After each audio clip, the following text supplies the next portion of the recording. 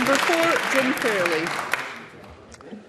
Thank you, Presiding Officer. I'd like to ask the Deputy First Minister what the Scottish Government's response is regarding the impact on Scotland to comments by Ian Wright of the Food and Drink Sector Council regarding the UK's preparedness for increasing food prices and shortages.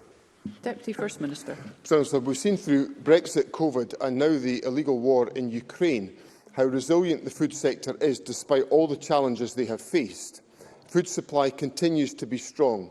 The Scottish Government, however, takes seriously the food security of Scotland, and in response to the war in Ukraine, Scottish ministers established a short-life food security and supply task force together with industry.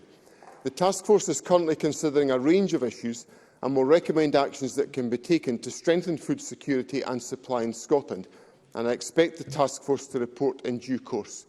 The UK Government holds many of the levers to address the ongoing pressures, but we will continue to use all of the powers we have available to support people in Scotland.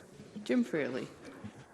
I'd like to thank the Deputy First Minister for that answer. Scotland's food and drink sector has been on a journey marked by numerous successes, not least by providing a constant supply of world-class foods, employing over 115,000 people and a high-value export market. But it's clear to me that this totemic industry is in grave danger from the incompetence and intransigence of the UK Government, as highlighted by Mr Wright. It doesn't just endanger our food industry, it threatens the ability of people being able to source the high-quality food that we want them to have. So does the Deputy First Minister agree with me that the only way that we can protect that industry and all our industries is through an independent Scotland? Deputy First Minister.